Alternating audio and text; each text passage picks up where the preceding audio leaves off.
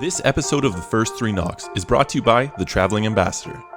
If you're looking for custom lapel pins to commemorate a special occasion or your year in the East, The Traveling Ambassador has you covered.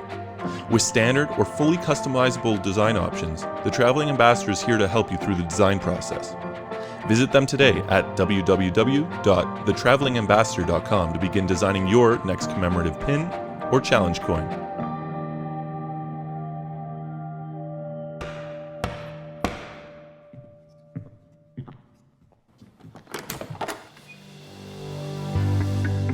On today's episode, we're sitting down with Right Worshipful Brother Leonard Felt. You're listening to The First Three Knocks, a Masonic podcast in the District of York, where we discuss topics for the betterment of Masonry. The opinions discussed in this podcast are those of the individual and do not represent the views of Grand Lodge or any other Masonic body. Now, here are your hosts. Well, good evening, brethren. I am Worshipful Brother Bert Tellier, past master of the Rising Sun Lodge in Aurora, Ontario, sitting down with your co-host, Brother Gino Scovio, also of the Rising Sun Lodge in Aurora, currently sitting as Junior Warden. And Brother Steve Sprott of Zaradatha Lodge in historic, beautiful Uxbridge, Ontario. Well said, Brother Sprott. Today, we're very excited. We have a special guest on our show, Right Worshipful Brother Leonard Felt. Welcome to the show, Right Worshipful Sir. Thank you very much for having me here. So, Right Worshipful Brother Leonard Felt was entered into Masonry at the Palestine Lodge, number 559, now the Mosaic Lodge, in the famous Masonic Temple down in Toronto, Ontario at 888 Dunn Street. He became Worshipful Master of that lodge in 2003. He was elected as the 3rd District Deputy Grand Master of Toronto Don Valley in 2008, served as Secretary of the Lodge Resources Committee for Grand Lodge in 2009, member of the Board of General Purposes in 2012 when he was appointed by Most Worshipful Brother Gary Dowling, team leader of the Mentors Committee, team leader of Friend to Friend Committee, and Lodge Building Committee. And he finally up for election in July of this year as member of the board for 2020. In addition to this, member of the Shrine Club of Richmond Hill, member of Mount Sinai Chapter Holy Royal Arch, and a 32nd degree member of the Scottish Rite Valley of Barrie. And finally, he is currently the Worshipful Master of Templum Lucis Lodge number 747, which is an observant lodge in Stratford, Ontario. Wow, what a resume. How do you do it? Well, actually, I wasn't the chairman of the buildings committee. I was just a member of that committee when it. Well, we've severely overstated your credentials. No, that truly is impressive. We thank you for joining us here on the show. We've been wanting to get you on the show for a while. And during this incredible time that we're all going through globally, during this coronavirus pandemic, it actually worked in our favor in terms of getting on the phone with you. So we're doing this interview actually on a Zoom call. And we've got Sprouty working the technology as usual, making this work. So a very heartfelt welcome to you, Right Worshipful Sir. Again, thank you for joining us here on the show. And I thank you for the opportunity to do this. I feel very honored. Well, we have so many questions for you. I mean, you got an incredible kind of career, Masonic career to share with our audience. And I guess we start in the usual place, which we kind of ask everybody who comes on the show is, how the heck did you get into Freemasonry? What led you here? My grandfather joined the craft in the mid-30s. And he made it a prerequisite, I guess. If my dad wanted to marry his daughter, he had to be a Mason first. And at the same time, his son, my uncle, before he got married, he had to be a Mason as well. So Masonry has been in my family for a while, and I can tell you that from maybe the age of 5, I would say. As a kid, you'd sit down at the kitchen table eating your Cheerios before you go to school. And on the kitchen table would be the lodge summons. And I used to look at and read that lodge summons because I recognized probably 3/4 of the names on that summons because they were friends of my parents, people that I could relate to. And here I am reading the lodge summons and who's doing what, where, and everything else. And it just follows you through your life until you reach the age of 21 years when you say to yourself, I'd like to be a part of that. Wow. That's kind of special there to again have that exposure so early, and probably to I mean, it sounds like you were very much experienced already even before you joined. So did you jump right into the master's chair with this whole list of what you've been through? No. Actually, as a kid, I remember going to all the lodge picnics and all the lodge functions and everything else. And when I actually put my membership in, you always get grilled like why you're doing this and everything else. And they really want to make sure you're not doing it just because somebody did it before you, but you're doing it because it's important to you. And that's really the only reason anybody should ever join the craft, because it comes from the heart. And it was there from a young age, I guess. When you grow up with that environment, it's not strange to be in Masonry. It's strange not to be around it. Yeah, very well said.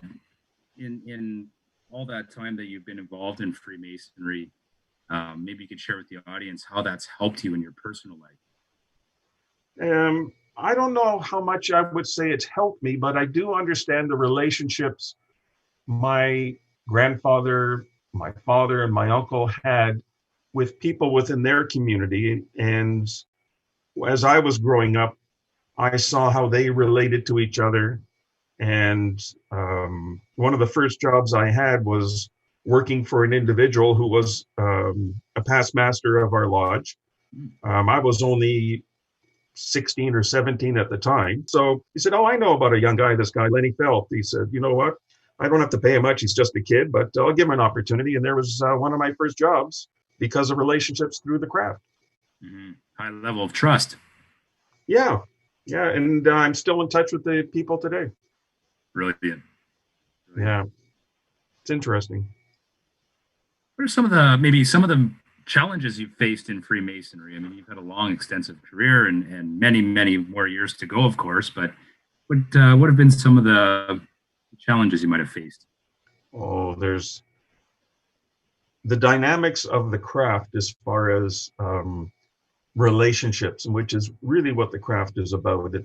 It's about you developing your personality, other people developing theirs, and how you can relate and work with each other.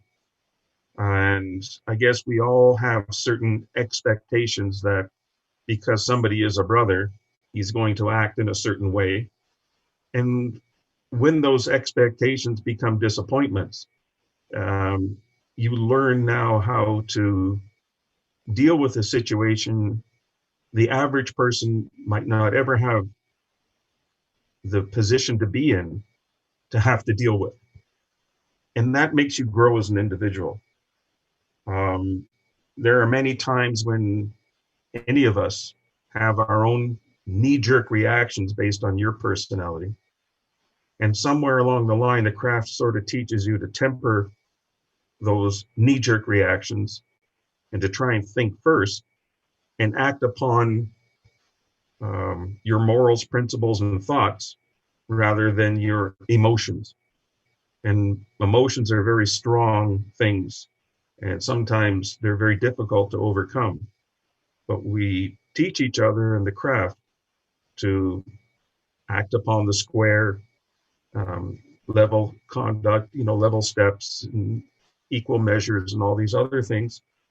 And when you try to incorporate that into your relationships within the craft and relationships outside the craft, it becomes kind of difficult. And I think that's how it forces us to grow as individuals. Mm-hmm. Very well said. Again, it's, Masonry making a good man better. And we've said it a few times throughout different interviews that it's exactly that. It's the building of the foundation of your own self, and things you've learned along the way and things we're still learning along the way give you a different way to, I guess, tackle that challenge. Because one thing I can say in my career is Masonry has been a really good challenge. It's designed in a manner that we're always met with a challenge, whether it's memorizing ritual or, again, dealing with different personalities and whatnot. But we seem to always come and step up to the occasion. And I've said it before, where maybe before I was a Mason, I might have been quick and easy to flip somebody the bird. But now it's like, wait a minute. I don't know where they've come from today, and I don't know what they're going through. And maybe I'll just take that moment, and breathe before I have to, interact. And so, yeah, it really has, like you said, Leonard, put that extra layer of just making sure we're doing the right thing, or the better thing if we can, in any situation. Yeah, there's a saying people use when it comes to business, that you should never do business with friends or family. Mm-hmm. And there's a lot behind that, because there's certain levels of emotions that go along with those relationships, and that might not be conducive with your business life or with whatever transaction you're working with that individual on at the time. I have had business relations with people within the craft, and I can tell you I've been very sadly disappointed in their actions, either by making certain promises and then not following through on those promises, or holding you to your word when they feel no obligation to honor their own word. And these are some of the things that the craft sort of either teaches you to deal with, teaches you to stay away from, but also gives you an opportunity to see people in a light you might not otherwise have the opportunity to see them in. Mm-hmm. And then when you meet that individual, if it happened to be on a business level and you see them in lodge, or you happen to see them in lodge and deal with them on a business level, that relationship takes a whole new meaning and kind of has a certain spin on it. And you have to learn over time how to deal with people like that. And that really does help you grow as an individual. Yeah, it's definitely a skill. Definitely a skill. And I think you said it well, in terms of you get that from Freemasonry. That's the opportunity you get to learn that and how to do it well. You don't get that from sitting on the couch watching TV. Well, I can tell you that had it not been for Freemasonry, if I met these people in business life, didn't know them Masonically, I would have thought of them totally differently. I would have dealt with them totally differently. And I probably would have been in a better position today than I might be, because of the craft. And in that, the craft was a detriment in the nature of the relationship, because I extended a level of trust I might not have otherwise extended. I extended certain courtesies I might not have otherwise extended. And because I extended those courtesies, they were not honored in return, and it came at a cost to me. Mm-hmm. And it's unfortunate, but in dollars and cents, I can honestly tell you that in disappointing Masonic relationships have costed me hundreds of thousands of dollars. Wow. In that I dropped my guard where I might not have otherwise done it. And what can I tell you? I don't resent it. I learned from it. And for obvious reasons, I would never duplicate that again. But it's just part of the learning process. Some of us pay a price financially, some of us pay a price emotionally. But either way, we learn, we grow, we try to teach others and explain to others, just like I'm explaining to you now, in hopes that somebody else wouldn't suffer the consequences I did, and maybe can learn from my errors. And I'm happy to be able to share that with my brethren, so they don't do what I did. Well said. Well said. I appreciate you sharing that. That's it's not an easy experience to go through, but that's very kind of you to share that with our audience and brethren. Changing gears a little bit, who's had the biggest impact on you, Masonically speaking? Masonically speaking, you wouldn't believe it if I were to tell you. My wife. Yeah. Oh, wow. Nice. That's amazing. Yeah, I'll explain it this way. She, in every aspect, understands the craft. In every aspect. Many of my friends, or let's put it this way, before I married my wife, she knew a lot of the friends that I knew. And those are guys who were going through the craft, studying their work, and they used to practice their work by bouncing it off her. Tell me, here's the book. Did I make a mistake? Tell me. So she always understood what was going on in the craft. And she knew, I'm going to go through the chair. So that means you're going to be worshipful master. That means X, Y. She understood all of it. And there are times when you can get into a situation in the craft, as most people know, and you say to yourself, do I really want to go through with this? Should I go this way? Should I go that way? And it's hard to discuss it with someone who doesn't necessarily have your best interests at heart. Sometimes they have their own best interests. But your spouse is your partner, is your best friend, is your best guide. So when I would discuss certain things with her, and she would know everything that I'm talking about without getting into Masonic details, but she understood the craft and the nature of the relationships between all the people, because she knew all the people. She knew them within Masonic settings. She knew them outside of the Masonic settings. And she would say, you know what, do this, watch out for this guy, go this way. And that is the greatest help I could have ever had through my Masonic career. It's like you had a solid past first lady master beside you. Oh yeah, she's has a very good ability to read people, read a situation, because she's not directly involved. And when we as Masons are directly involved in the ongoing workings of, let's say, your lodge, to have an objective opinion is difficult because everybody's emotionally involved. Mm-hmm. They've got personal desires, ambitions, egos, and all this other stuff.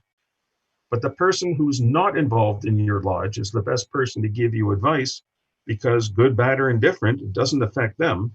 They can be quite objective about it, and that's the perspective one needs. And that's what I'm able to get from my own spouse, and I'm very fortunate for that. Well, you certainly earned some credit there. Yeah. You just struck an idea too. Maybe we should all have committees of our ladies, of the officers, to kind of keep us in check and keep us humble. So you just touched on something. When I became the worshipful master of Templum Lucis Lodge in Stratford, one of the things I wanted to do, and my wife was obviously on board with, is when the guys go to lodge, I did not believe it was right that the women should sit at home alone. My wife agreed. She said, I tell you what, while you're going to lodge, I'll organize a ladies program.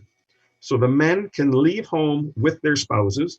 The men go one way to lodge, and all the women get together and go their way to do their thing. Now, because we meet in Stratford, there's the Stratford Theater, there's many wonderful restaurants, and there's many things going on in town. So the ladies would get together, whichever dining establishment they choose, and they would then choose what to do. What, you want to go see a show, you want to go see a movie, you want this, and they would develop their own program. Now, the beauty of that is the women are out of the house. They're not resentful of their men because their men went out and they got nothing. No, the men went out and they're getting a nice meal at one of the finest dining establishments the town had to offer. They've got their mode of their entertainment. The men are not resentful, or the women aren't resentful that A's doing B or B's doing A. Everybody's doing their own thing. At the end of the night, we'd all get back together again. We'd discuss what everybody did in lodge and what they did at the restaurant or at the theater. We would pick them up at a show, and everybody would have a good time, and everybody went home, and everybody enjoyed themselves. Now, there's a concept of how to operate a lodge that, had it not been for my wife and my understanding of really what's right, it wouldn't have happened, and everybody would not have had the level of enjoyment that they had. Wow, that is a brilliant idea. That is really something that Good one for the rising sun, Gino. I know. I love that idea. It's fantastic. And there's no reason why any lodge, any lodge anywhere could follow that concept. There's nothing stopping them. Yeah. We do the ladies' night, or we try to do that, and we try to have more means of social aspects where the families can get together, but more importantly, so that the ladies can also kind of know who they are amongst our own family of brotherhood, and they're, you know, a part of that. And it gives them a great chance and an excuse, to get together and do other things while we're doing ours. Yeah, absolutely. You just enlisted your wife as your greatest confidant. Yeah. In understanding what everybody is going through, what you're going through, and they can give you advice that you're not going to get anywhere else, and it benefits them as well as everyone. Yeah. I'm going to call it on a regular basis, and not just once a year at some ladies' night where the ladies show up and nobody knows the other person or anything else. Yeah. When my lodge has a ladies' night or it has an event, everybody knows everybody else because everybody's been socializing with each other all year long. That's amazing. Fantastic idea. I have to ask, is she a member of the Eastern Star by chance? No, she wants nothing to do with it. Wow. So again, biggest impact on your Masonic career, totally gets everything from start to finish of craft and beyond. Biggest supporter, it sounds like, likes to be involved with all the social stuff, but is not a part of the Masonic bodies that are available to the ladies as well. So that's pretty impressive, actually. Yeah, she can get as involved as she wants, or stay as far away from it as she wants, without any obligation to anyone, anywhere, at any time. And that's the way she likes it, and I understand that. Sounds like she figured out the good secrets. Yeah. Well, it works. So another question for you related to Masonry is the relevance of Freemasonry to younger men, newer generation. How do you see that? Well, we all know things change over time, and there's nothing more consistent than change. When I was a kid, when I was 5 years old growing up, you waited until your father came home, and there was no computers or anything else. We rode our bikes outside. Life was different. And I'm just going to call that in the early 60s. In the 70s, things changed. In the 80s, things changed. In the 90s, things changed. Every year, something is different. Look at what we're going through now because of this COVID-19.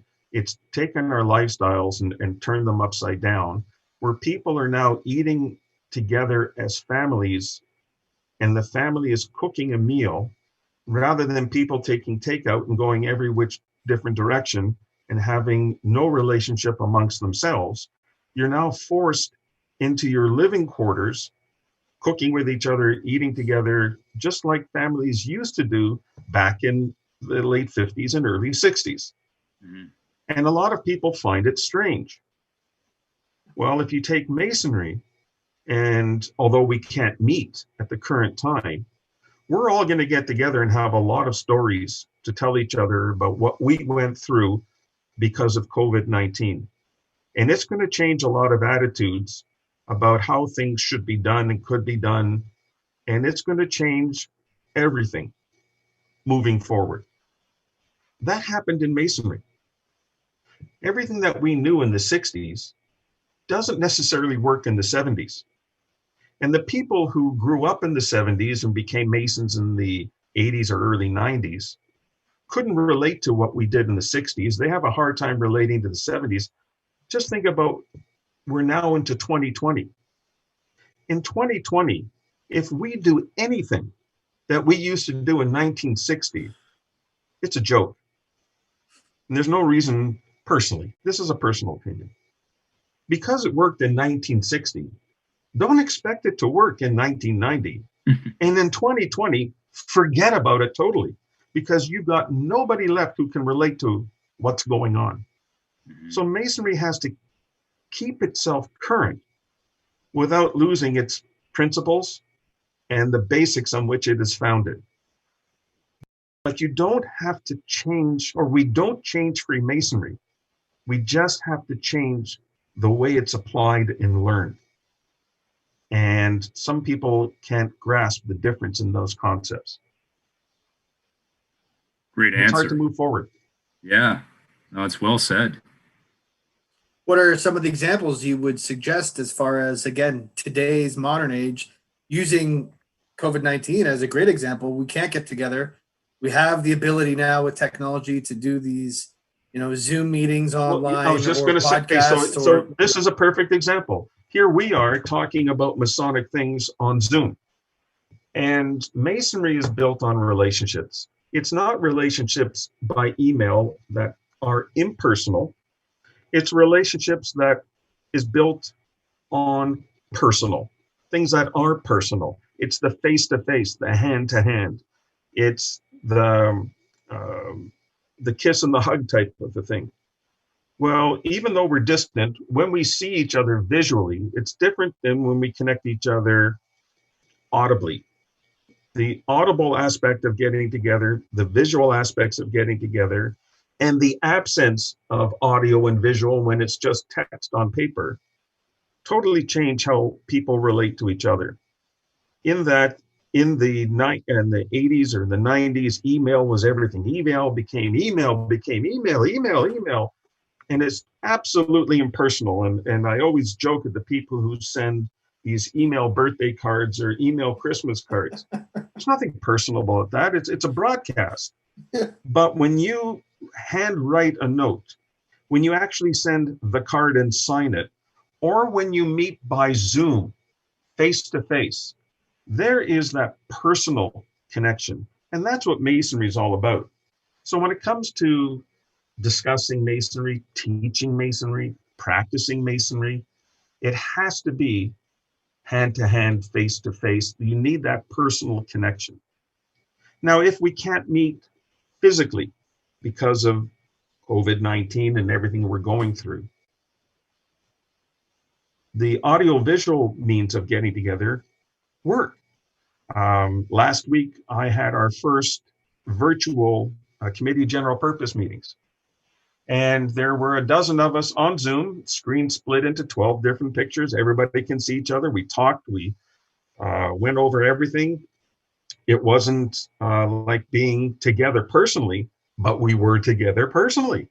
It just happened to be through an electronic medium.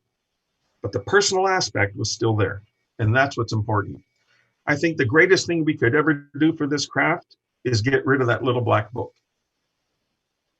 You have to think, there's a step where going back is better than going ahead. Going back to the 30s, before the black book was popular, the only way people learned Masonic ritual was mouth to ear. You didn't have to worry about mentoring because the guy teaching you was the mentor. That's how you learned. Face to face, you sat down in a room and he read it out loud and you repeated it back and you developed a relationship with each other. That's what Masonry is about.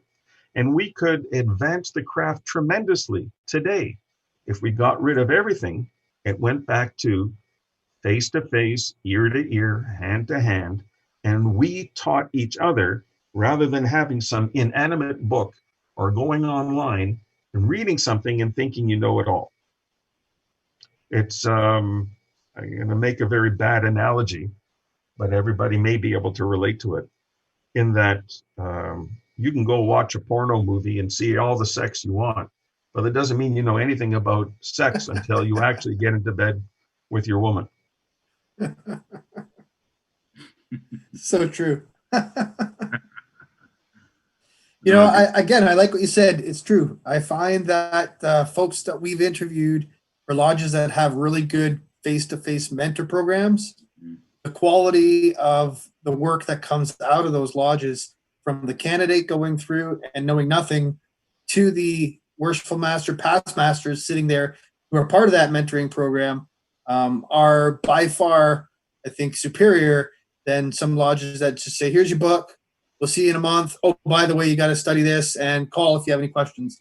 And I think that's really where, again, some of those foundations need to come back, is kind of, addressing the basics, getting that face-to-face more, and developing those skills together. Yeah, see, over time, people always wanted the easy way out, and they forgot that it's called work for a reason. And we have to work at Freemasonry. And I It's remember part of the something challenges of being the work absolutely you have to do, right? And I remember something that was told to be my most worshipful brother, Ed Drew. He said his father told him that Masonry is not something to be endured, it's to be enjoyed. And it's not a punishment to learn the ritual. It's a rewarding experience to learn it, understand it, and practice it. And if you think that you're just going to find some easy way around it, it's not going to happen. That's great insight, right, worshipful sir. We maybe change gears a little bit again here and talk about Grand Lodge. I mean, you've spent some time at Grand Lodge. You've been involved with it, some of the committees that you worked on. Maybe you could share with our listeners a little bit some of your experience with that. A Grand Lodge is a very interesting process. I'm going to call it a process because you don't just jump in, get there, or whatever.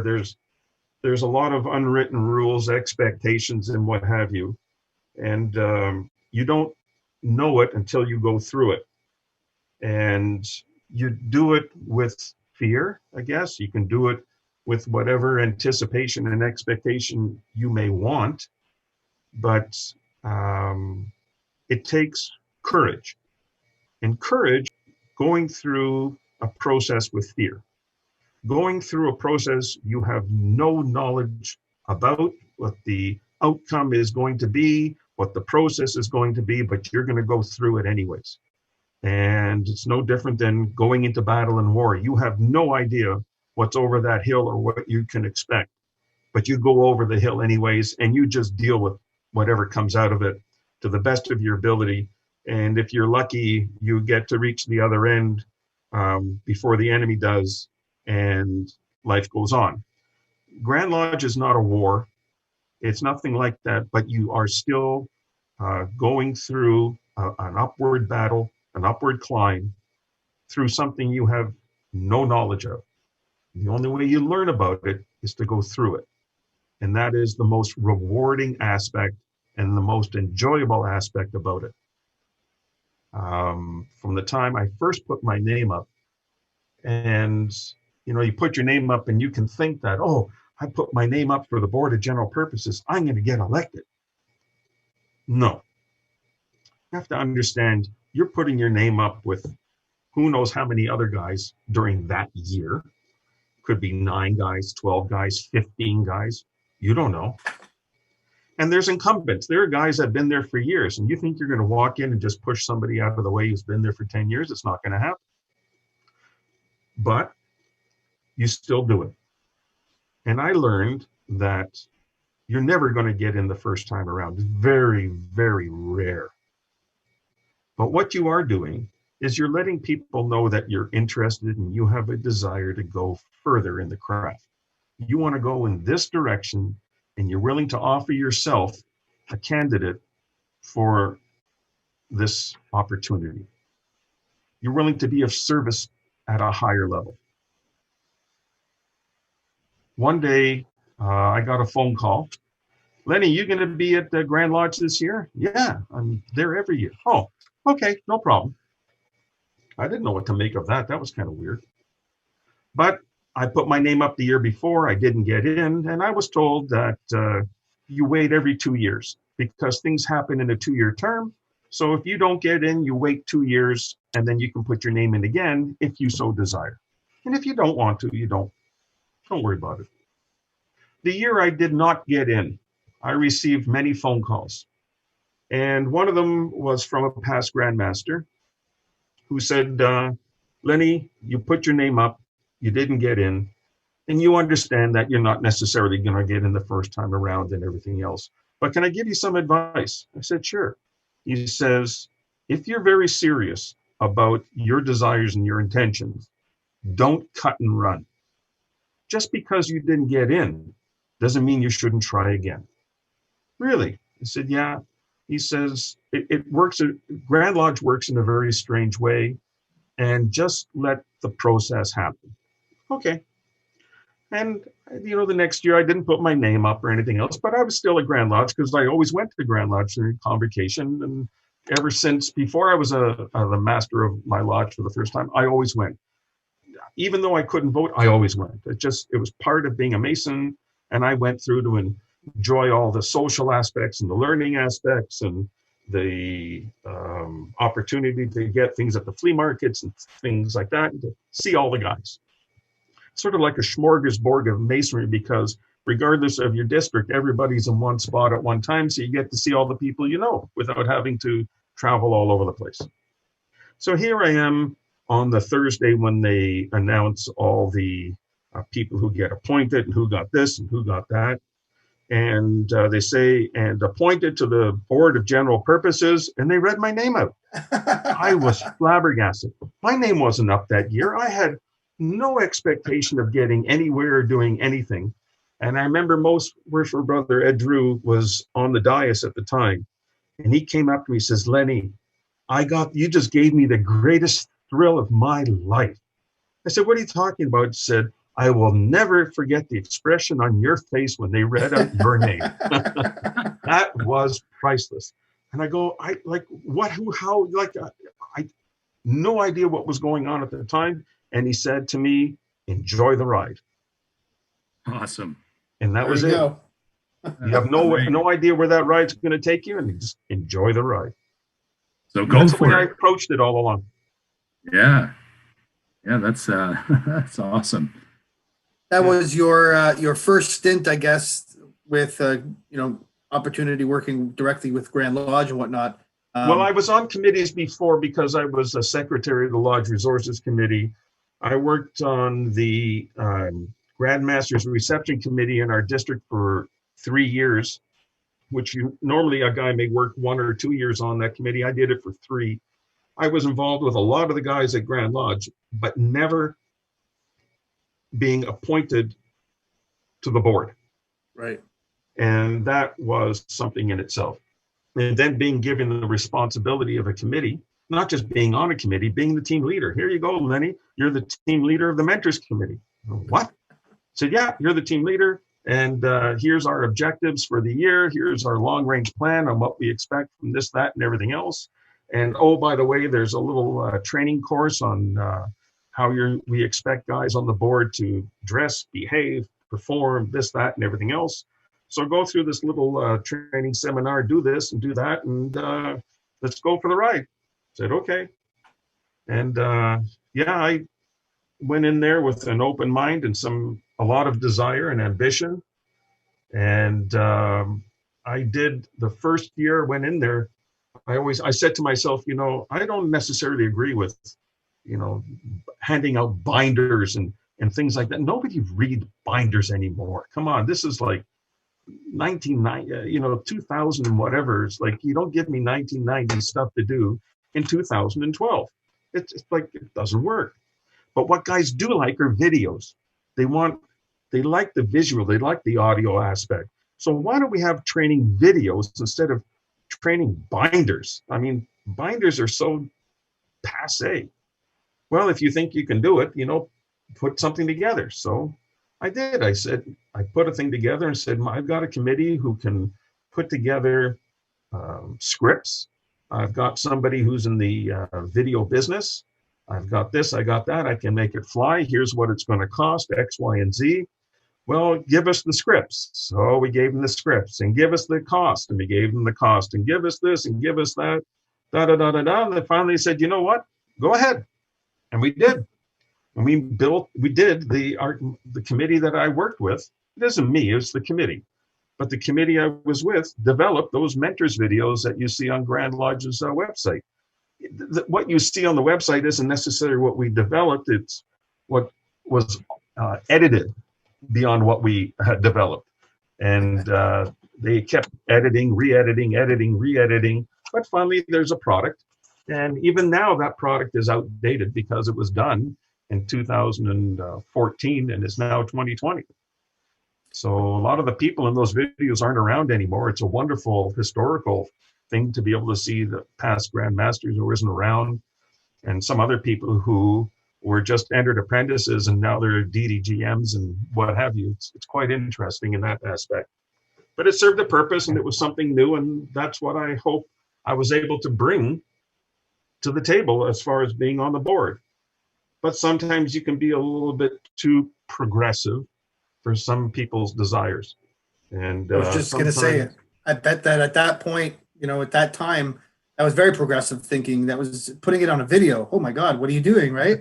And exactly. So that right there is probably one of the challenges you had with it, but you overcame it. Again, we've got to work with what we can, and you got a lot of things edited and cleaned up and redone, I'm sure, over and over again. But ultimately, the product came out.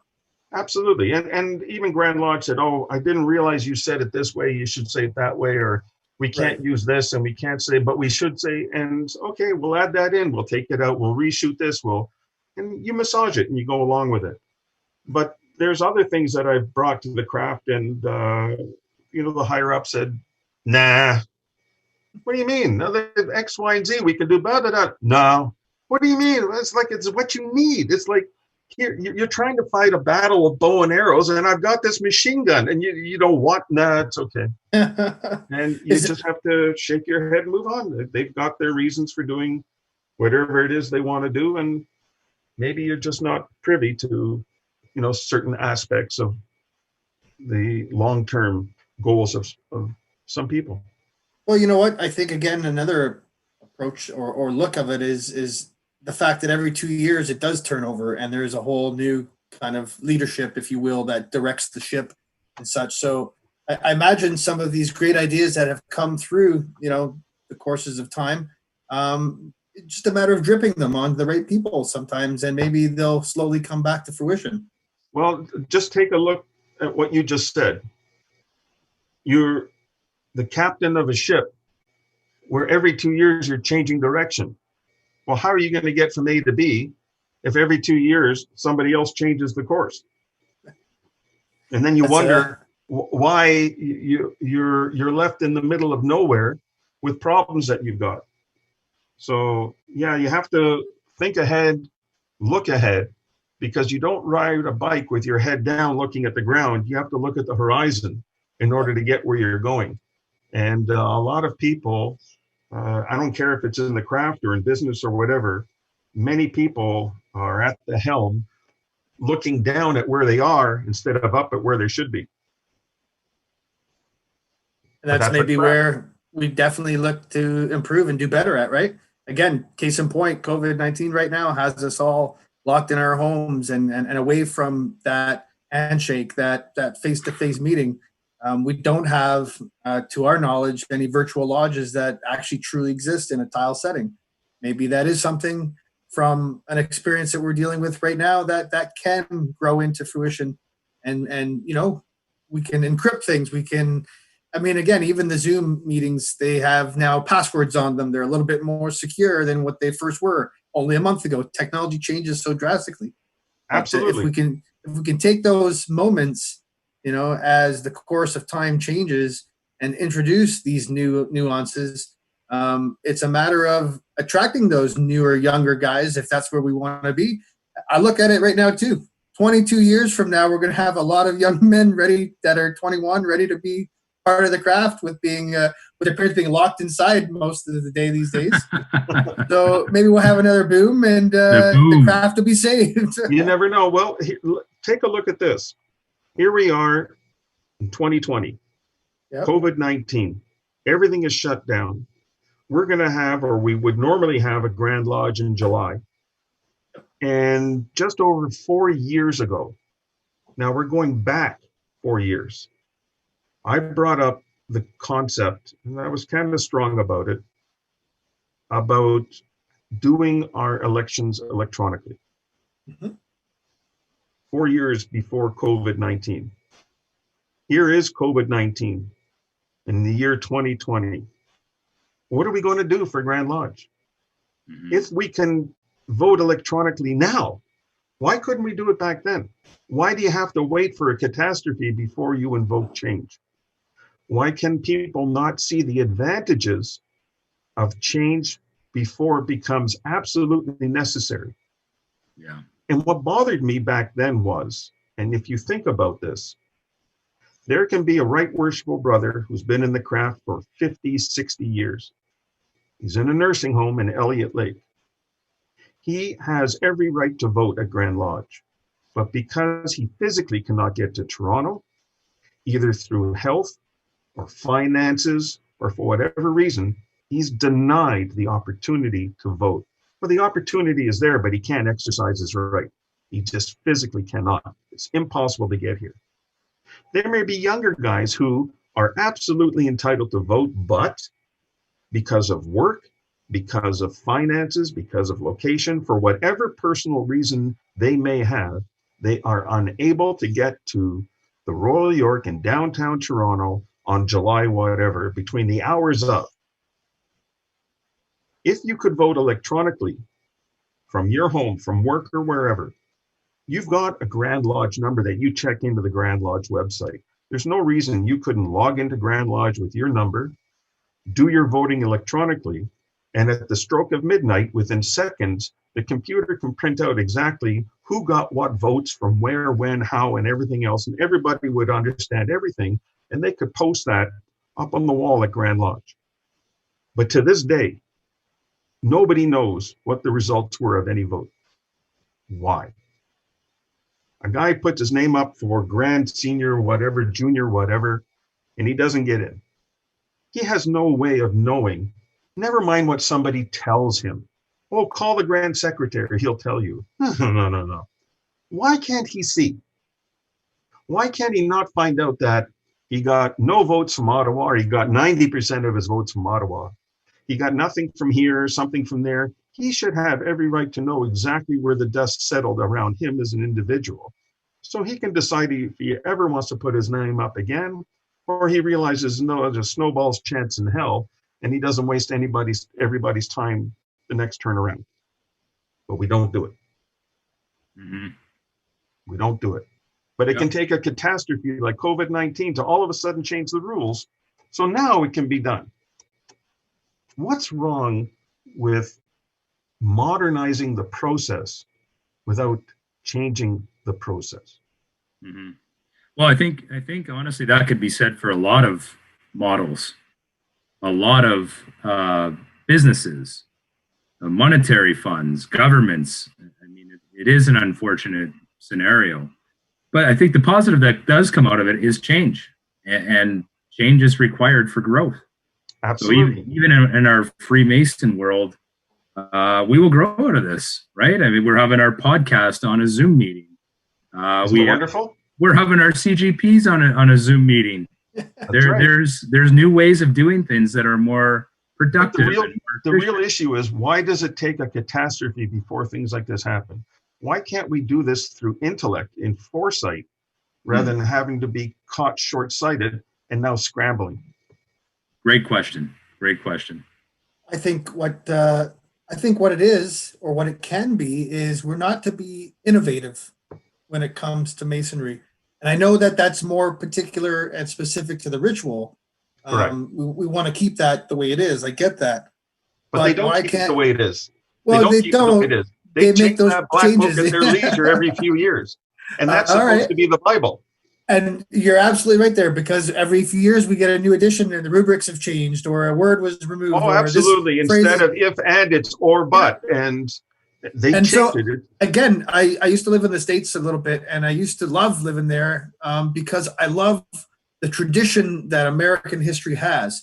What I didn't like was the fact of them and us always forgetting tradition wasn't always there. We had to have established it somewhere. We had to have, created the history in order to call it tradition and move forward with it. And tradition always moves in a direction. We can keep the basis of it together, but we have to alter its path to work with the times. And so again, here we are. We have the capabilities. I'm way back that we could have done these moves, but I think sometimes takes catastrophe to happen for tradition to kind of take a new course for us to make those changes, because now we have no choice. If we can't do Grand Lodge, do we just leave everything the way it is until their successors are installed? Well, I don't think we can do that way. So we're going to have to figure out a solution. And my hope is, I hope it's not just a Band-Aid solution that works for now. And then, next year we're back to normal. Everything's good. And we're just going to go back to the old ways again, because now we've already opened that door. Let's run through it. Let's not walk through it. Let's run through it. And again, take these technologies and have them work for us, right? Well, look at it this way. We can go to lodge with an electric car now. Why do we still have to have a horse and buggy? There you go, right? Well, we're chipping at it. We're chipping at it. Yeah. We've been having a lot of fun with our master in our lodge, because we've been telling him he's the first 2-year term master automatically installed. So it'll be interesting to see how things play out, but such is life. We exactly. go through change. Yep. Yeah. Changing gears a little bit here, would love to hear about the lodge in Stratford, the Templis Lucis Lodge, the Observant Lodge. I think that's kind of maybe a newer topic for some of our audience. Can you tell us a little bit about the history and what you guys do in that lodge that may be different than our known craft lodge? Yeah, being an observant lodge is quite different than what I would call a traditional lodge. I don't like to use the term traditional observant. I just like to use a traditional lodge, being the regular blue lodges that 90% of our members belong to, and an observant lodge, which I'm the master of this year. Now, Templum Lucis is only the second observant lodge in our province, the first one being Templum Fidelis in Bath, Ontario. Templum Fidelis, I think they received their charter in 2009. We got ours in 2016, quite a few years apart. And last year, Temple Heredom opened in Toronto itself. So they're the third observant lodge. So there's a little bit of a snowball effect there. The first lodge came around, almost 10 years later was the second, and only 3 years after the second came the third. So this process is speeding up a little bit, and it's taking on more and more as it rolls along itself. An observant lodge basically goes back to the purest principles of Freemasonry in Europe. If you want to say, like, when it was established 300 years ago, to the truest sense of what the craft is, what it was meant to be. Years and years ago, when Masonry first started, it was an opportunity for men to get together and learn, because not everybody was a university graduate, yet we all met on a level. So the professor, the student, the truck driver, the bricklayer, the garbage man, all met in lodge, and they had an opportunity to learn from the more educated people about certain things. And the more educated people were able to get an understanding about life from other people of what they were going through. And it's by the sharing of these ideas and the sharing of knowledge amongst the people that everybody was able to grow as an individual. But in order to do that, it cannot be a frivolous process. It has to be a solemn process. It has to be a serious process. And you have to do things with a sense of sincerity and importance in order to get out what you're trying to put in.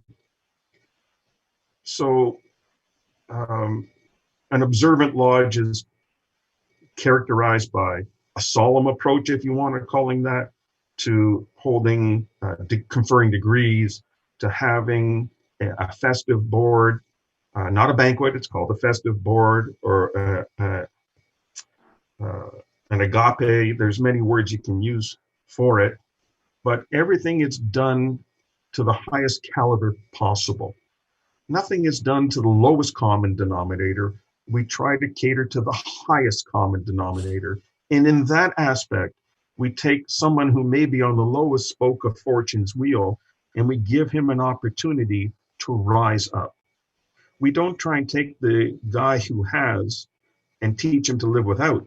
We try to take the person who is living without and give him the opportunity to have. And that really is what Masonry is about. So when we have, for an example, a festive board, the room is set up in a very specific fashion, and it's set up in that fashion for a specific reason. And I'll describe it in layman's terms. I don't want to get too technical or anything else, but it's set up in the shape of a U, where the long legs on either side are abutted to the shorter branch across the back in a letter U. At the back of the letter U is basically your head table, where the worshipful master will sit with his guests and dignitaries. At the furthest end of either leg sits on one side the senior warden and the other side the junior warden. And the stewards have a job to ensure that everybody in between is looked after, because they're responsible, or the junior warden is responsible for the hours of refreshment, and his assistants are the stewards. Now, I'm also a member of a lodge in England, in London, at the Grand Hall, Freemasons Hall on Great Queen Street. And they still function. They set up their festive boards in the same fashion as they did hundreds of years ago, although we don't do it here. Observant lodges do it here. And when you're in England, the stewards ensure that everybody at the table has a drink, and there is red wine, white wine, there is cognac, there's whatever you can imagine. And their job is to make sure that every person's glass is full at all times. If you don't have to finish your glass, if you don't want to drink, you don't have to drink. Just leave what's in your glass. It's full and nobody's going to top it up again. If you do drink, it'll come back up to the top again. Doesn't mean you have to finish it, but it's there if you want it. You are being accommodated. You should never have to be without. And that is one of the courtesies as brethren, that we make sure our brethren are never left without. So they ensure that the drink goes around, that the food goes around. There are traditional toasts that are made. You don't stop everything and do the toast and then go back to something as you may do in lodge now. It's just during the course of a meal, this toast happens to come around, and during the course of the meal, that toast comes around, and everybody's talking with each other, and it's very congenial. But there is a structure, and there is respect shown. And these things occur, even though it's in a structured manner, they don't occur structured during the course of the meal, but they are there.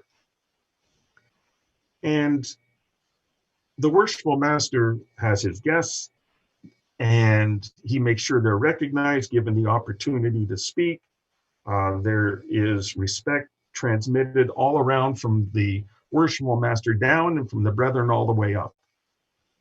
There is a level of enjoyment through this process because the food is of the highest caliber you can attain. The refreshments are of the highest caliber one can attain. The level of speeches and recognitions are of the highest caliber. Everything is geared towards the highest caliber. We don't give people cold pizza and warm beer on paper plates with plastic forks. We're talking china, silverware, crystal, everything to the highest caliber, because we are Masons. We are gentlemen. We are men of honor, dignity, and respect. And we show that to each other. We prove it to each other, and we don't deny anything to each other. Now, when you do things to the highest caliber and you take that into lodge, the work is to be done to the highest caliber. The respect in lodge will be of the highest caliber. You do not talk in lodge unless you are spoken to by the worshipful master. If he does not talk to you, you do not talk to anybody else.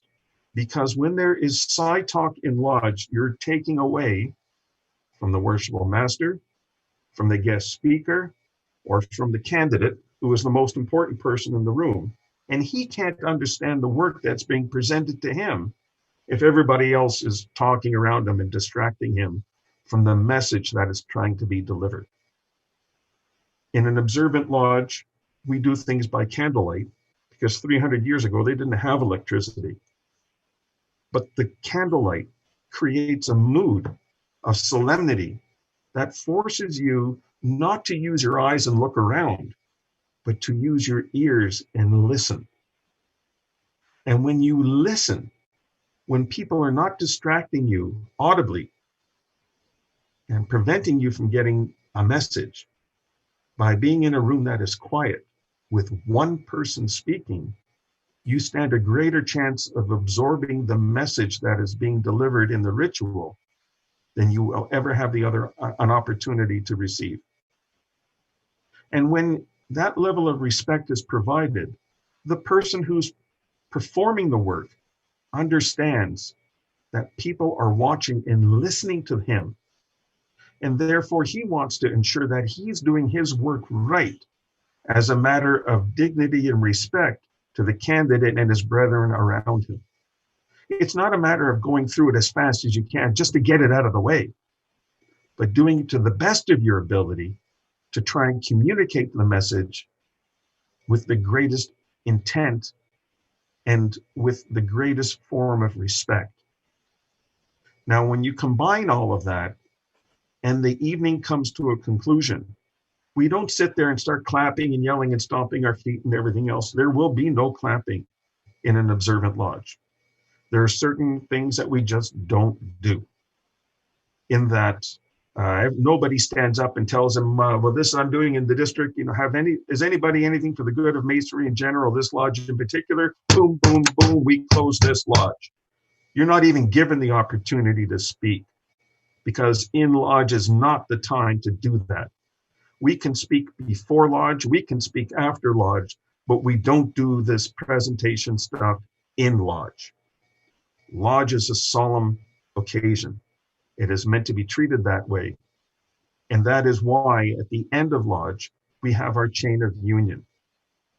The chain of union is where the brethren came together under the cover of Masonry, brother to brother and friend to friend, heart to heart, and we are leaving to join with the outside world once again, whereas in the beginning of the evening, the door was shut and the outside world was cut off.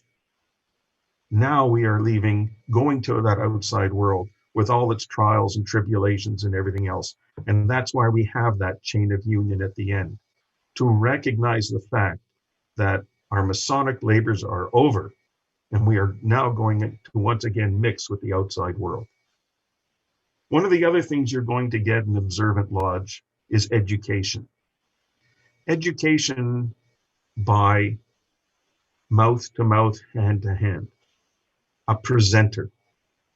We have at Templum Lucis, during our festive board before lodge, we have a guest speaker. And we also have a guest speaker in lodge. Once we leave the lodge room after the chain of union, we all get together once again in the banquet room to openly discuss what was presented by the first speaker or the second speaker. And we have debate, we have dialogue, we discuss every aspect or many aspects of what was provided by these individuals. In that when somebody goes home, they should have a very good understanding of what was behind the messages and information that was provided. And when the evening is over and we do go home, I can tell you, you go home with a greater sense of respect and enjoyment for the craft than one does in a typical or traditional lodge.